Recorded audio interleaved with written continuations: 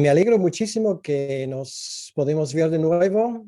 Vamos a abrir la palabra de Dios en el capítulo 8 del Evangelio de Marcos y seguimos con nuestra exposición de este Evangelio. Y hoy nos tocan los versículos 22 al versículo 30. Pero antes de llegar a esto, me gustaría simplemente hacer un pequeño repaso de las cosas que ya hemos mencionado la última vez, porque los contextos siempre son muy importantes. Y el contexto de estos versículos que vamos a mirar hoy tiene que ver exactamente con el versículo 21. Simplemente para ayudar un poco a nuestra memoria, quiero mencionar que la última vez vimos de nuevo a Jesucristo dando de comida, en este caso, a 4,000 personas, y había un pequeño problema porque los discípulos no entendieron muy bien quién tenían delante. Y cuando estaban de regreso, pues Jesucristo estaba hablando del problema de la doctrina equivocada. Y una de las cosas que él menciona es que hay que guardarse mucho, dice literalmente en el versículo 15, de la levadura de los fariseos. Entonces los discípulos realmente lo aplican de una forma bastante incoherente al problema, que supuestamente no había suficiente pan. Entonces lo malentienden completamente. Quiere decir, estaban ciegos realmente de las cosas que Jesucristo les quería enseñar. Y termina ese pasaje con el versículo 21, cuando Jesús les dice, ¿cómo aún no entendéis? Y hay que verlo en el contexto de lo que viene ahora. Porque lo que viene ahora es algo bastante curioso.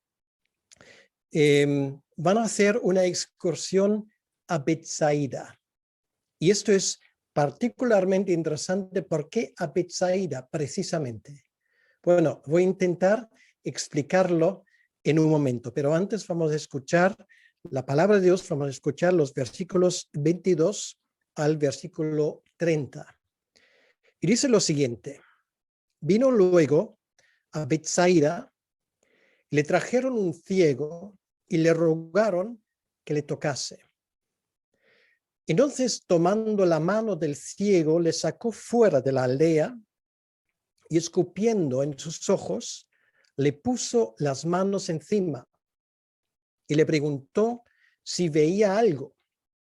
Él, mirando, dijo: veo los hombres como árboles, pero los veo que andan. Luego le puso otra vez las manos sobre los ojos y le hizo que mirase, y fue restablecido. Y vio de lejos y claramente a todos. Y lo envió a su casa diciendo: no entres en la aldea, ni lo digas a nadie en la aldea.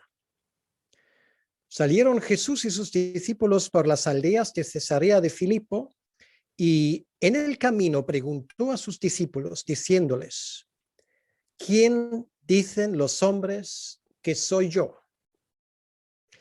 Ellos respondieron: unos, Juan el Bautista, otros, Elías, y otros, algunos de los profetas. Entonces él les dijo: ¿y vosotros, quién decís que soy? Respondiendo Pedro le dijo: tú eres el Cristo. Pero él les mandó que no dijesen esto de él a ninguno. Vamos a orar un momento.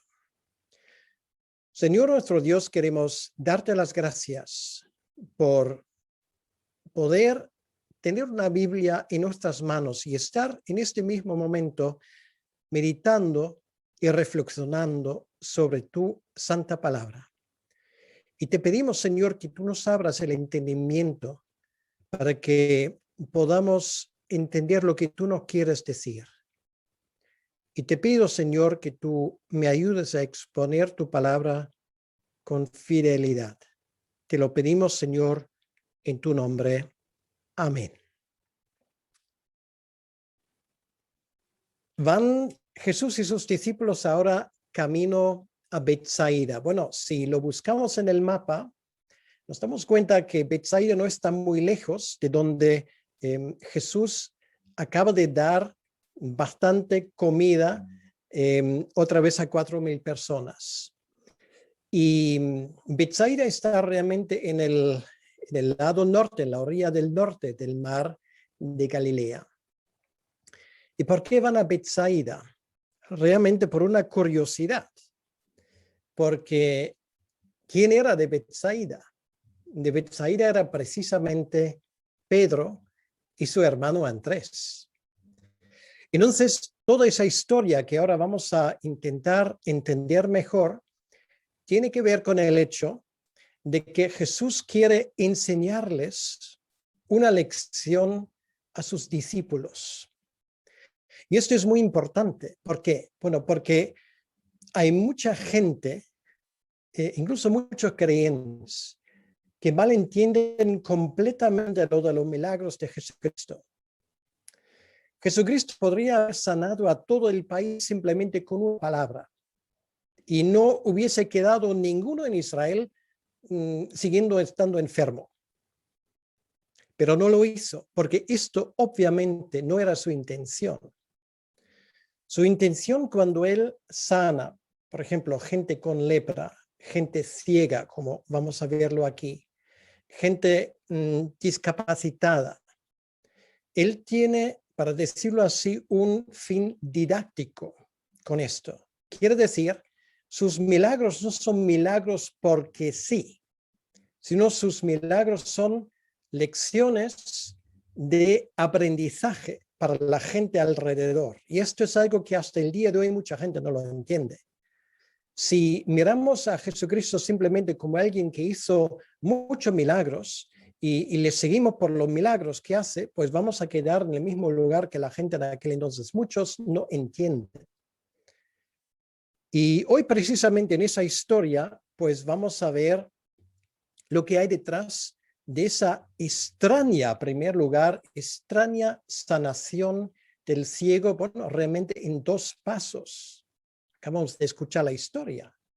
Y claro, se nos puede cruzar por la mente ¿y por qué Jesús no le sana con una palabra? ¿Por qué lo hace, para decirlo así, en 2 eslabones? Es una pregunta bastante lógica. Y vamos a ver que obviamente no es porque en el primer intento fracasó.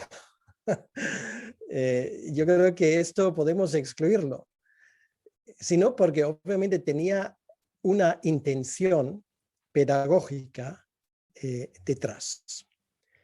Simplemente porque puede que alguien se pregunte, y bueno, ¿y de dónde sabe este Juter que Pedro era de Betsaida? Bueno, simplemente para que nadie se quede con la duda, vamos al Evangelio de Juan, y ahí está. Juan en el capítulo 1 y el versículo 24 dice lo siguiente. Bueno, voy a leerlo a partir del versículo 43. Dice, el siguiente día quiso Jesús ir a Galilea y halló a Felipe y le dijo, sígueme. Y ahora dice, Felipe era de Betsaida, la ciudad de Andrés y Pedro. Entonces ya nos damos cuenta que por lo menos 3 de los 12 discípulos, o sea, el 25%, vino de esa ciudad. Bueno, ciudad es un poco exagerado. Incluso el texto mismo habla de un pueblo. No había mucha gente allí. Bien, entonces vamos a acercarnos un poco a esa historia, porque obviamente Jesucristo le lleva a Pedro y a los discípulos, y particularmente la historia circula alrededor de Pedro a su ciudad natal. De allí viene. Bueno, luego por razones de negocios, se supone él mudó a Capernaum, donde tenía su casa, que era algo como el cuartel general de los discípulos. Pero originalmente era de Betsaida, porque Jesús le quiere enseñar algo en esta misma ciudad. Dice el versículo 22, vino luego a Betsaida y le trajeron un ciego y le rogaron que le tocase. Eso es muy interesante porque este ciego no vivió dentro de la ciudad, porque luego nos damos cuenta que en el versículo 23 leímos, entonces tomando la mano del ciego, le sacó fuera de la aldea y luego le prohíbe volver ahí. Y esto indica, el texto lo deja muy claro, que este ciego pues vivió fuera de la ciudad. Y claro, ¿por qué va a la ciudad o por qué va al pueblo? Bueno, para mendigar. En aquel entonces no hubo seguridad social. O sea, este hombre no tenía otro medio de ingresos que vivir de la caridad de los demás. No había otra forma. Entonces, vamos a parar aquí un momento. Podremos hablar del versículo 23 como de paseo con Jesucristo. No sé tú, pero yo me pregunto, ¿y cómo habrá sido ir mano en mano con Jesucristo? ¿Vale? Ese hombre no veía nada, pero es la única vez en toda la Escritura que vemos que Jesús va de paseo con alguien. Le saca de la mano tomándole, le saca fuera de la aldea tomando la mano del ciego. ¿De qué habrán hablado en el camino? Porque aunque ese hombre no podía ver, ciertamente podía escuchar. Pues a mí me hubiese gustado estar en lugar de ese hombre, porque realmente es un privilegio que pasó a muy poca gente lo que pasa a este hombre. Y hay que entender, lo que Jesús hace, no lo hace por casualidad, sino de la misma manera como toma de la mano a este ciego. Durante 3 años y medio, tomó de la mano a sus 12 discípulos y pacientemente les lleva por ahí y por allá, hablando con ellos en el camino. Y de eso va la historia, y por eso puse como título la sanación de los 2 ciegos, o si se quiere, la sanación de los 13 ciegos, porque no solamente hay una persona que está físicamente ciega, eso sería uno, pero los 12 discípulos, y particularmente el que se hace portavoz de los discípulos, como vemos en el Evangelio de Mateo, que es Pedro, están ciegos también, no físicamente, sino ciegos espiritualmente. Y de eso va el tema aquí.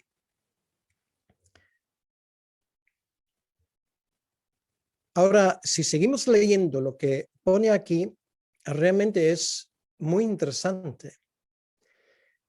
Voy a leer otra vez la primera parte del versículo 23 y luego pasamos a la segunda parte. Dice, entonces, tomando la mano del ciego, le sacó fuera de la aldea y escupiendo en sus ojos, le puso las manos encima y le preguntó si veía algo. Es realmente muy extraño lo que hace Jesús aquí, porque en otras ocasiones sana a los ciegos de otra manera. Pero aquí opta por ese procedimiento, pero no porque esto fuera algo mágico, sino obviamente porque conlleva un mensaje. ¿Y cuál es este mensaje? Pues yo encuentro no solamente un mensaje, sino encuentro 3 lecciones en ese escupir. Bueno, si a ti alguien te escupe a los ojos, aunque fuera ciego, lo primero que nos entra es nos darían ganas de darle una bofetada a quien nos escupa. Porque obviamente es de muy mala educación. Ahora, ¿por qué hace Jesús esto? Personalmente yo he encontrado 3 razones. En primer lugar, leemos aquí que él toca al ciego y esto significa más que solamente hablarle. Así él se da cuenta de lo que ocurre. O sea, al mensaje de las palabras viene también el mensaje de los gestos. Hay un simbolismo que hay detrás. Por supuesto, la sanación es real, pero detrás de esto hay un simbolismo para una verdad espiritual que incluso si cabe puede ser más importante aún. Y con esto llegamos a la segunda razón. Lo que abre nuestros ojos es realmente algo que sale de la boca de nuestro Señor y es la palabra de Dios. O sea, literalmente parece que la saliva de Jesucristo, lo que sale de su boca, es precisamente lo que le abre los ojos, por lo menos en el primer paso a este ciego. Es la palabra de Dios lo que sale de la boca de Jesucristo. Hay otra lección y es la tercera. Acabo de decir, a primera vista esto nos parece algo asqueroso, algo despreciable, algo que realmente no haríamos cola para que esto nos pase a esto, salvo que nos damos cuenta que no hay otra manera. Nos trae a la memoria una historia del Antiguo Testamento. ¿Se acuerdan de Naamán, el general sirio, que fue sanado por el profeta Elías? Y Elías le manda de sumergirse varias veces en el río Jordán. Bueno, si has estado alguna vez en el río Jordán, te das cuenta, el río Jordán no es precisamente un río, bueno, ni hoy en día, ni hace 2000 años, ni hace 3000 años, no es precisamente un río, digamos, donde te da ganas de bañarse, porque trae lodos, ¿vale? Trae lodos del norte. Y Naamán realmente está un poco enfadado y dice, bueno, es que vamos a ver, no hay ríos en Siria para que tenga que sumergirme en este río suelo tan sucio. Y sin embargo, esto era la única manera. Y aquí tenemos lo mismo. Jesús no podría haberle sanado de otra manera. Sí podría haberlo hecho, por supuesto. Pero lo que Jesucristo quería decir es que la salvación viene a través de un procedimiento que el mundo normalmente, el hombre natural, el hombre normal y corriente considera como algo, ¿por qué no decirlo?, repugnante. Y me vas a decir, bueno, ¿vas a llamar a la palabra de Dios algo repugnante? Sí y no, porque para nosotros, los que creemos ahora, es un manantial limpio y puro. Pero pregunta a tus vecinos, pregunta a la gente en la calle, pregunta a tus compañeros de trabajo lo que piensan de la Biblia. Y vas a escuchar más que una cosa. Y sin embargo, Dios decretó en su sabiduría que la salvación viene solamente por la palabra de Dios. No hay otra forma que escuchar de Jesucristo y entender lo que Él nos quiere decir que a través de esa palabra de la cruz que es una ofensa para el mundo. ¿Entendemos ahora? Yo creo que de repente esa historia cobra un significado y cobra realmente una importancia muy grande también para nosotros. Sí, Dios podría haber escrito en el cielo y puede haber escrito un día sí y otro también, Dios te ama o Jesucristo es tu Salvador. Podría hacer milagros todos los días a nivel planetario, pero no lo hace. ¿Qué nos dice la Escritura? Que Dios nos quiere salvar a través de la locura del mensaje de la cruz, que realmente es una locura en los ojos de este mundo, repugnable para mucha gente. Solamente por el tocar al ciego, el Señor Jesucristo les da una lección espiritual a los otros 12 ciegos que le acompañan, que son los 12 discípulos, que tampoco entienden aún. Tenemos que entender que las acciones de Jesucristo, sus actos, para nosotros tienen que llegar a ser revelaciones. Si no explicamos el significado espiritual de un milagro, nos acercamos peligrosamente a lo que es la magia. Y esto no es el propósito de los milagros y señales de Jesucristo. Y esta es la razón, porque en los lugares donde se hacen los milagros, se producen los supuestos milagros. Muchas veces a fuerza de la manipulación son también lugares donde la gente se acerca bastante al tema de la magia. Y me da igual de qué denominación son.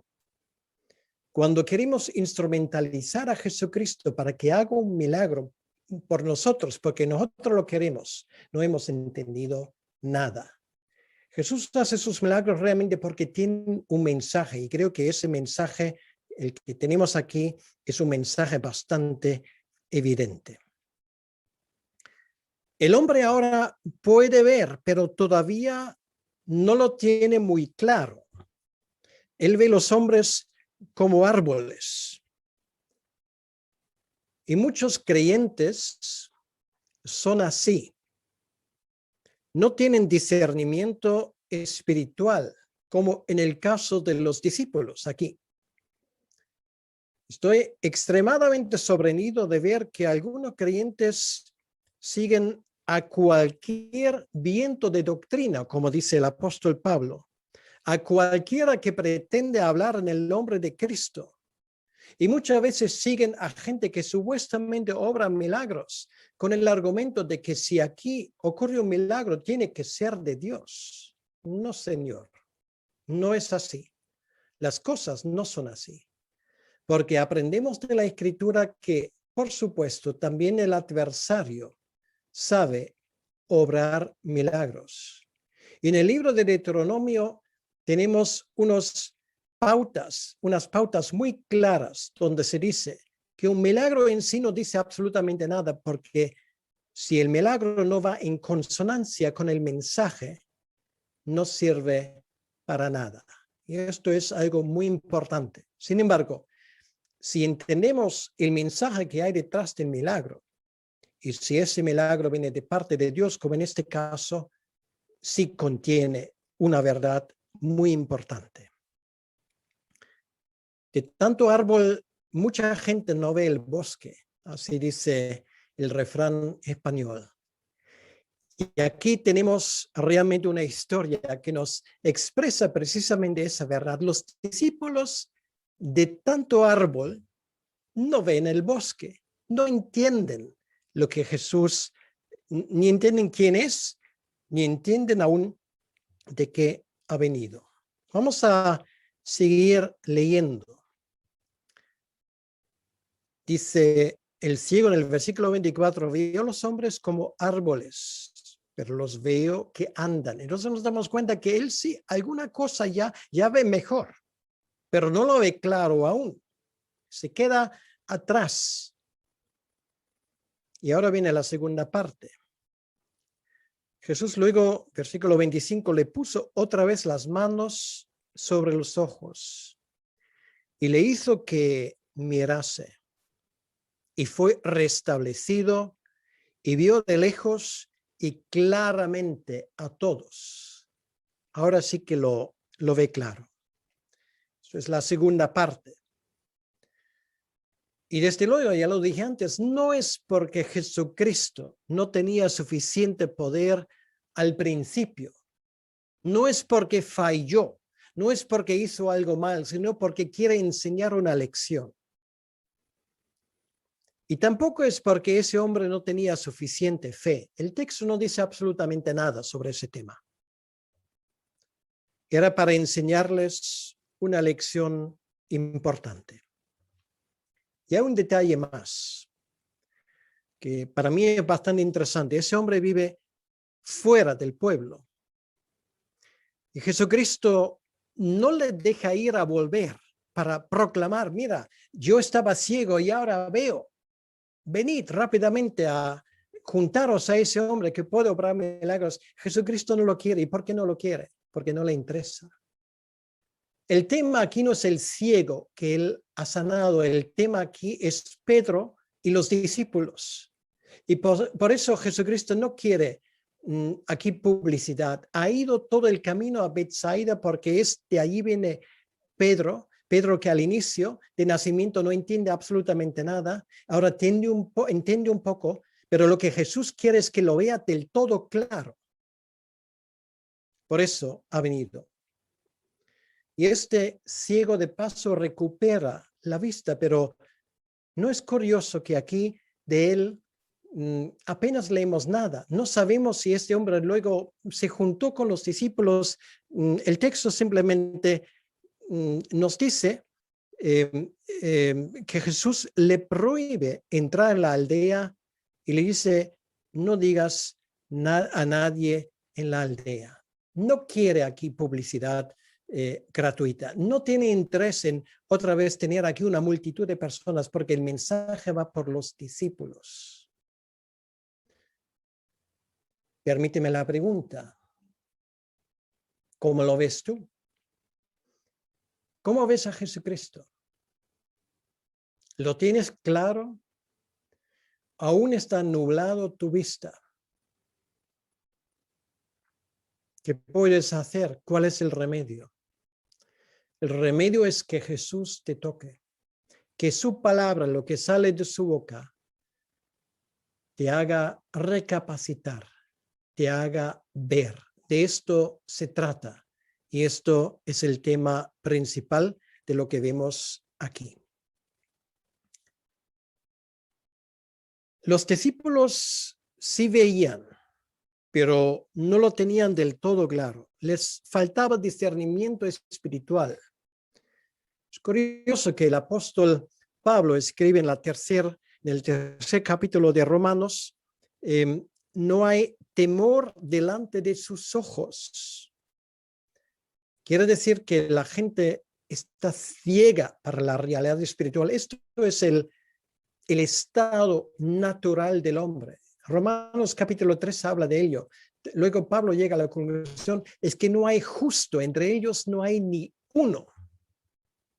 Y a menos que la palabra de Dios nos alcance y el Espíritu de Dios obre ese milagro en la vida de una persona por propios recursos, no hay nada que hacer.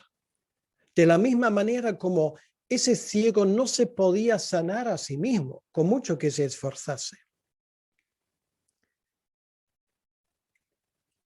Vemos que Jesucristo hace todas las cosas perfectamente bien. Él no hace chapuzas. No es que él fallase en la primera vez. Lo hace a propósito también en nuestras vidas.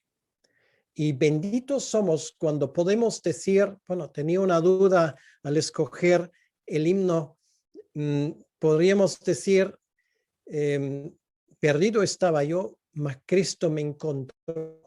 Y cantar ese himno famoso de que andábamos ciegos en su momento, porque esto es nuestra historia. Andábamos ciegos como un murciélago y vino Jesucristo y de repente se nos abrieron los ojos. Pero Jesucristo todavía no ha terminado la lección, porque ahora viene el examen, para decirlo así. Esto fue la enseñanza. Y con esto Jesús se pone en camino y van otros 50 kilómetros. Es una distancia que en un día difícilmente lo hacen, muy probablemente lo hacen en 2 días. Y se habrán preguntado los discípulos, ¿y a dónde vamos ahora?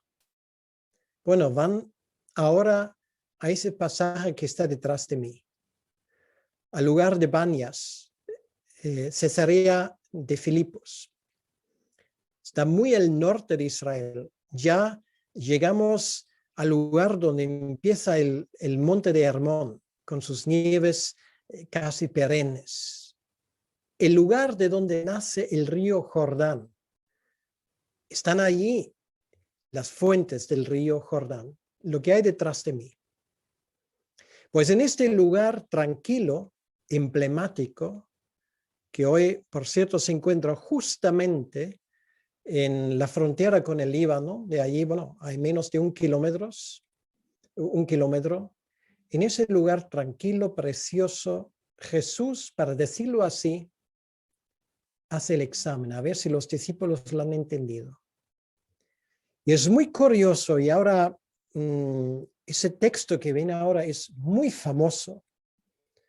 Y hay un texto paralelo en el Evangelio de Mateo, que ahora voy a leer juntamente con el de Marcos para que nos demos cuenta de la diferencia. Primeramente voy a leer lo que Marcos nos cuenta.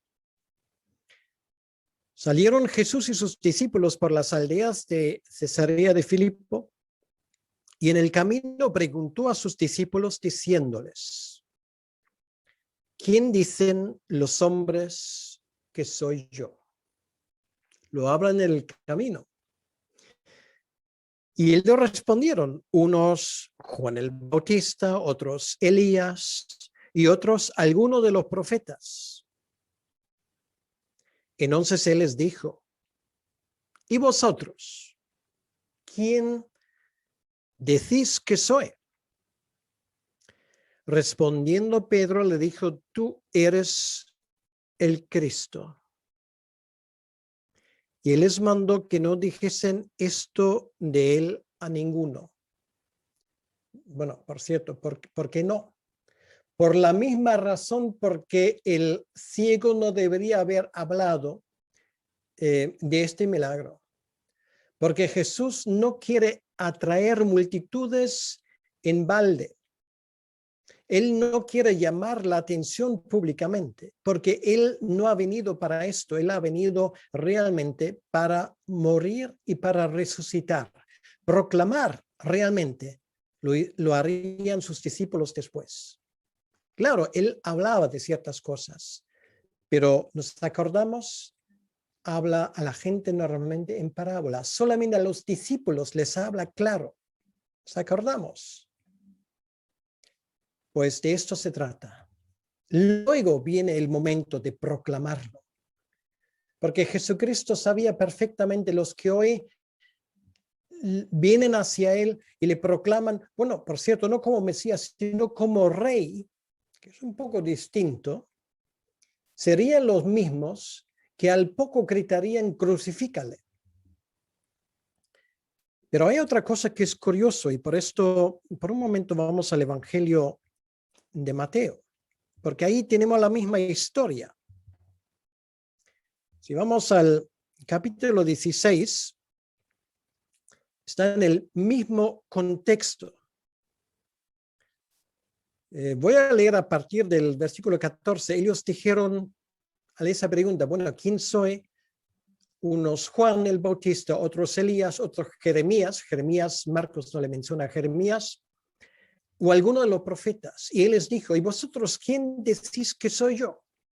Respondiendo Simón Pedro dijo: tú eres Cristo, el Hijo del Dios viviente. Y ahora viene algo que Marcos no cuenta.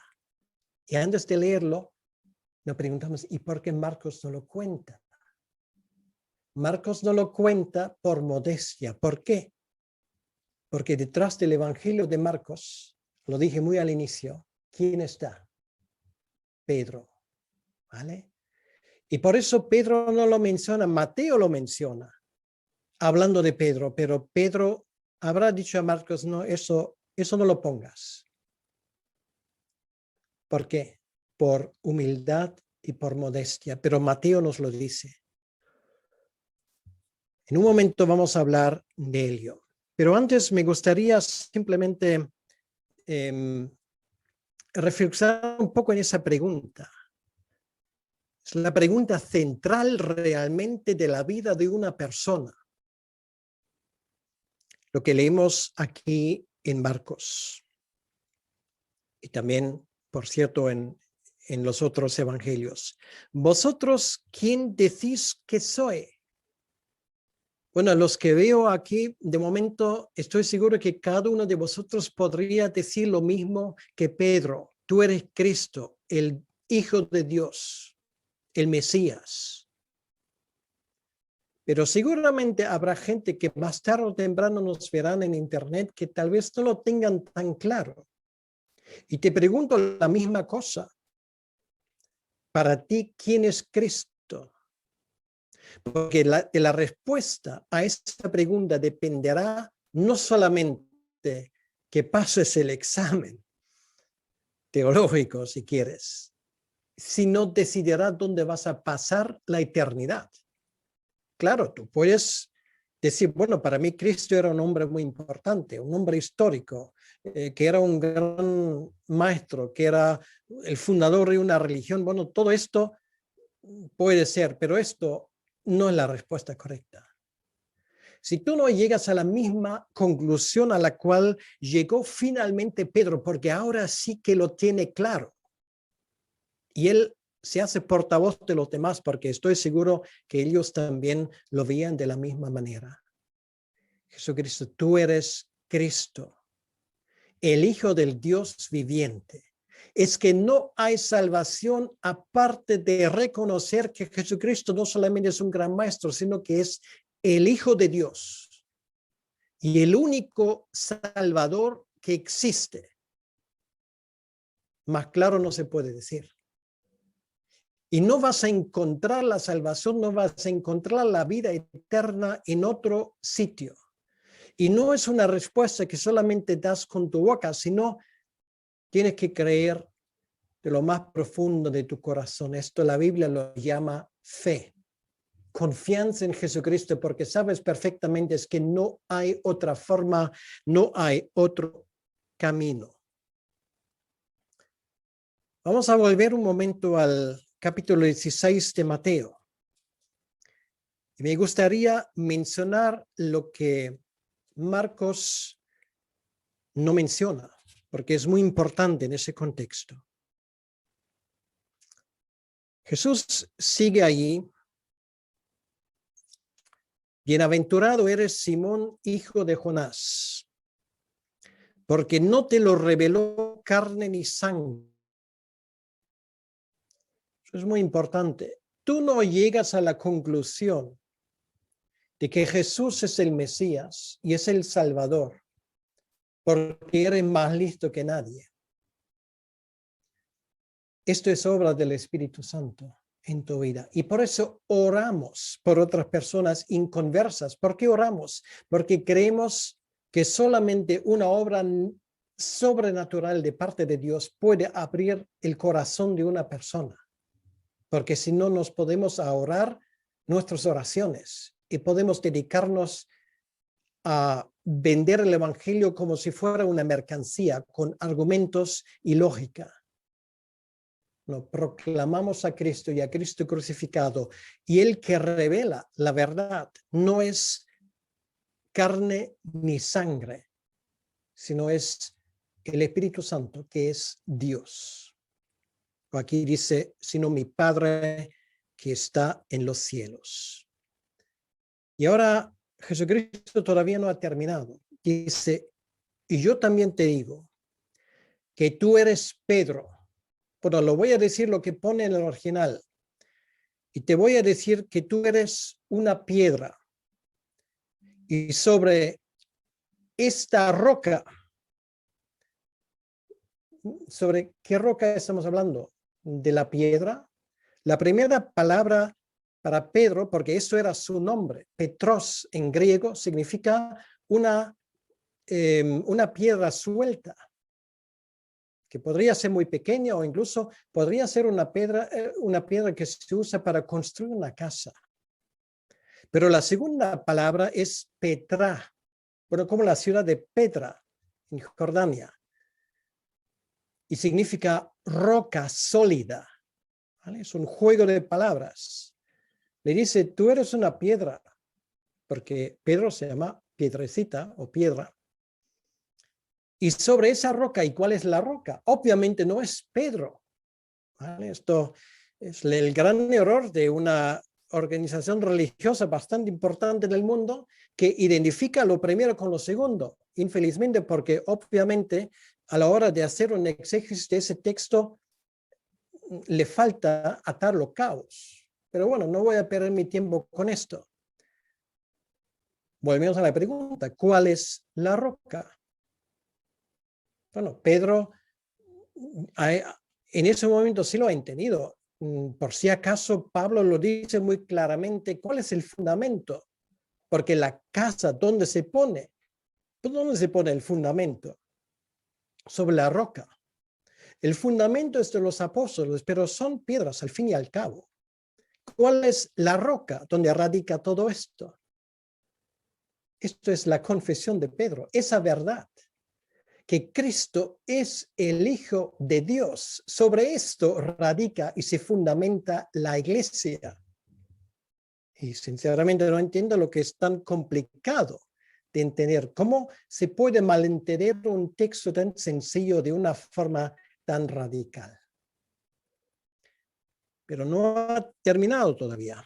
Sobre esa roca, sobre esa verdad, sobre ese fundamento de que Cristo es el Mesías, edificaré mi iglesia, no sobre una persona, por favor. Y ahora viene otra cosa. Y las puertas del Hades no prevalecerán contra ella. Lo he dicho muchas veces a mis estudiantes. ¿Quién ataca a quién? Aquí estamos hablando de una ciudad fortificada con sus puertas. Bueno, aquellos, claro, nosotros no vivimos en la Edad Media, pero obviamente, normalmente cuando se conquista una ciudad, cuando se conquistó una ciudad en la Edad Media, en tiempos anteriores, pues el tema era quebrar la puerta principal.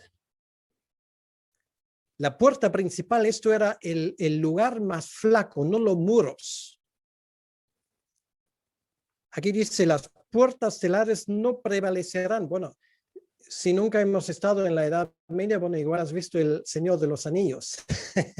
Pues ahí tienes el ejemplo. Yo no sé dónde, en qué capítulo, pero yo recuerdo eso, cuando entran por esa puerta en esa ciudad, ahora no me pregunten los detalles, ¿vale? Pues eso es el punto débil. ¿Quién ataca a quién? No es que el diablo ataque a la iglesia y nosotros pobrecillos estamos ahí escondiéndonos en esa ciudad, rogando a Dios que aguante la puerta. No, señor. Ese texto habla de otra cosa. Es justo al revés. El que está dentro de esa ciudad es el diablo y sus huestes. ¿Y qué hace la iglesia? La iglesia ataca. Bueno, esto cambia nuestra cosmovisión. Sí, el diablo también es cierto que intenta hacernos daño, pero esto es la visión global, la que tenemos aquí. Y esa visión global quiere decir que es la iglesia que está al ataque, que está en la ofensiva. Y muchas veces olvidamos esto. Y por eso nosotros no pedimos permiso para predicar el evangelio. Ni siquiera hablamos de un derecho de hacerlo. Es nuestra obligación, no un derecho. Tenemos que predicar el evangelio, porque si no lo hacemos, hay de nosotros. Y además aquí tenemos la promesa de parte de Dios que esas puertas finalmente tienen que ceder.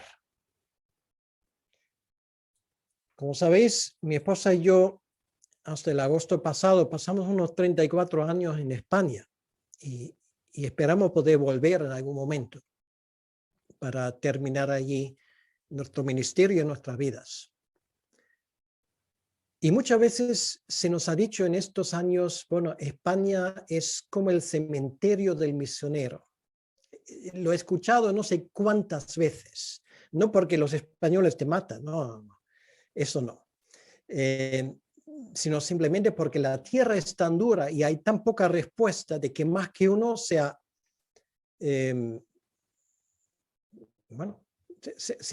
quedado perplejo y frustrado. Esto nos dice simplemente que también algún día caerán los muros de España. Caerán los muros también de los países islámicos. Caerán los muros de los lugares inaccesibles, no por geografía, sino por su resistencia al evangelio. Caerán los muros de Corea del Norte. Caerán los muros de la indiferencia espiritual de los europeos y de los americanos y de los africanos y de los asiáticos, de todo el mundo que no quiere saber de esas cosas. Yo creo en ese versículo. Si no fuera así, no estaría ahora predicando. Y esto, lo que tenemos aquí, es el mensaje.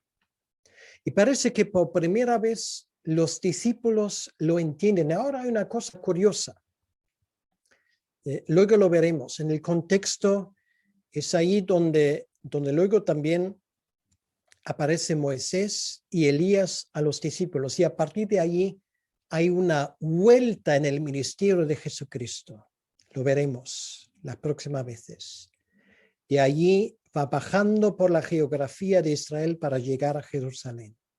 Es a partir de ese momento cuando finalmente los discípulos han tenido esa visión clara por primera vez que Jesús dice, bueno, esta parte ahora sí lo podemos dejar porque lo han entendido. Bueno, tendrían sus dudas luego, pero esto fue una lección fundamental. Y a partir de ese momento Jesús va camino hacia el sur para finalmente concluir la obra por la cual él ha venido. Y esto era morir, no ser coronado como rey, sino morir en el Calvario para dar su vida. Y esto sería el fundamento sobre el cual todo lo demás, en ese caso la iglesia, se construye. Y creo que ahora nos damos cuenta que cómo encajan las piezas realmente. Esa historia del ciego, de los 12 ciegos, suman 13, y de millones de ciegos más, finalmente se aclara. Y quiero animarte para dos cosas. En primer lugar, si nos escuchas ahora y no lo tienes todo claro, pídele al Señor que te dé claridad y lo hará, créeme, porque para eso ha venido. Y ese texto nos lo promete. Y en segundo lugar, si eres creyente, te ruego que no desprecies las enseñanzas de este versículo, porque lo que también nos enseña es que hemos venido para proclamar la verdad, y esa verdad hará libres a las personas que se cruzan por nuestro camino. No a todos y cada uno, pero habrá aquellos que finalmente encontrarán la libertad en el Hijo de Dios. Vamos a orar un momento y vamos a dar gracias a Dios por esa gran verdad. Señor nuestro Dios, te damos la gracia por esa historia del hombre ciego, del pueblo natal de Pedro y de Andrés y de Filipos.